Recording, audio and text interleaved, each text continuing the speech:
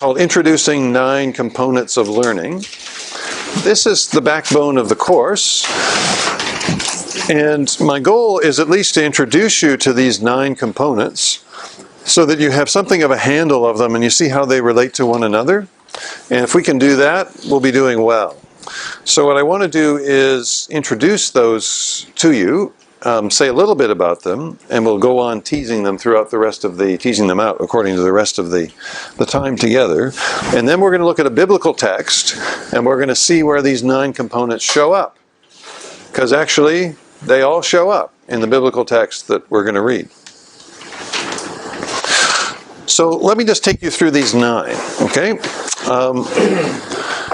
Learners, and under this point B, I framed these as questions, right? So who is the learner?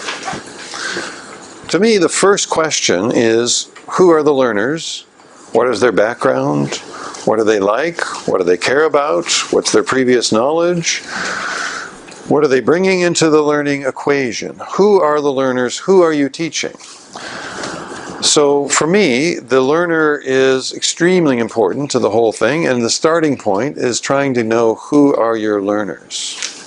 That's why I got you asking the question about why are you here and what are you doing. If we'd had more time, I would have asked you more personally, and we would have talked about ice cream, and I would have heard a bit more of your story. Who the learner is really, really important. I feel like the art of teaching side of things is very much gearing what you're doing as a teacher to maximize the learning of the learner. Therefore, the learner counts. What the learner brings to the learning equation counts. I don't assume that learners are just an empty vessel, that you're, in a sense, opening up their head, pouring in a bunch of content, closing it back up again, sending them on their way. That's not the assumption. The assumption is that head already has a bunch of stuff. There is a person who is alive and well in your midst, and that it's important to know who they are. Right? Teachers. Who is the teacher? It's very important to think about teaching as not simply the transmission of content, but as the forming of a relationship. So who the teacher is, what do they know and not know, what are their strengths and weaknesses, what is their personality, what is their disposition, what are their habits, what are their values, how do they relate to people, what are their goals for the teaching learning, what are they bringing into this, what do they assume? Because it could well be that the learner is assuming this experience will be about one thing and the teacher is thinking it's about a different thing, and there's a disconnect there.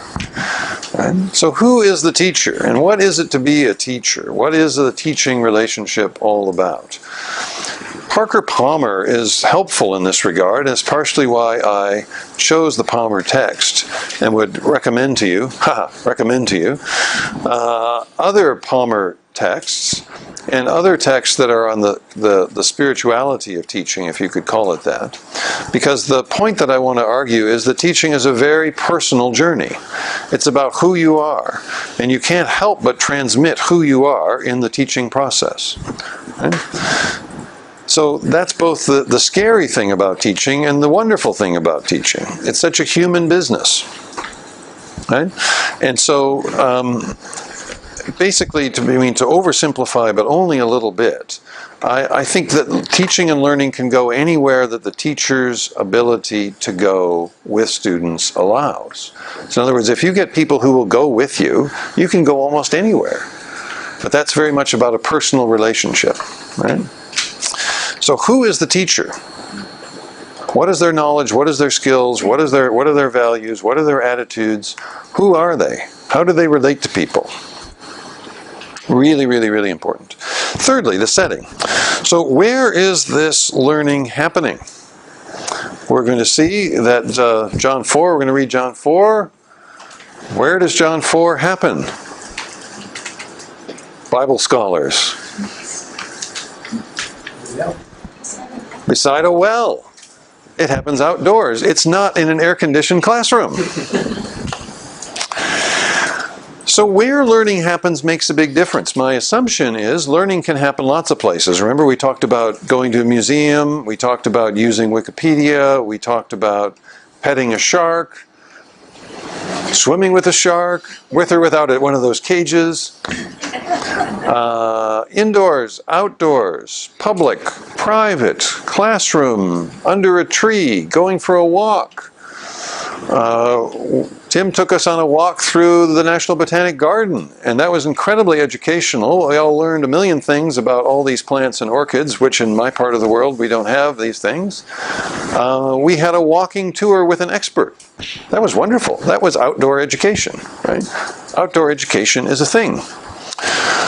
So where is the learning happening, right? So where something happens will make a big difference, okay? Even the way that this classroom is set up shapes an environment for learning. Where is this happening? It's happening indoors, it's happening in rows, okay? The way that we're doing this, it's okay, but the way that I teach this class, when I teach it at Regent and we have a full semester, is in a horseshoe. So I want everybody to be able to see one another, and I want to put the great subject matter of our course, learning with a capital L, in the center of things, and I'm going to move around, and I'm not going to park myself in any one particular place. I literally want us to surround the subject matter so that we can, from all of our different angles, interrogate it, and I want everybody to be able to see one another and talk to one another. That's my assumption. I'd much rather set the space up. So even questions of setting, like where are we, has to do with how do you set up the space, right? And if you have a sloped auditorium with fixed seating, as I've often had to teach in, you're really stuck to certain kinds of methods because you've got a certain set of givens, right? It's like I can't move the seats. Everybody's going to be in a certain position, right? So if you want to do small group discussion, it's very hard to do that if you've got a whole bunch of fixed seats on a sloped floor. It's like, Right? So where do you do it? It matters, right? So we're going to look at Jesus talking to the woman at the well. Right? The setting of that is hugely important symbolically as well as pedagogically. Okay? Culture. What's the broader context shaping the learning interaction? Okay? So what are the cultural assumptions that are built into the learning situation? What do people assume is true? How do people understand knowledge to be gained? Right? What do they value? What's important to them? What's the wider relational, familial, social setting? Right? Well, how are all those dynamics in play? They're all going to be in play. Okay? They're going to often be assumed. Right? There's going to be a cultural setting. Right? People's values.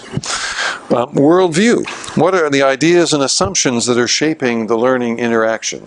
Right? What are the sources of truth? Right? What's reliable knowledge look like? What's your relationship with one another? Okay? Goals. Why are we learning? Right? What's the point?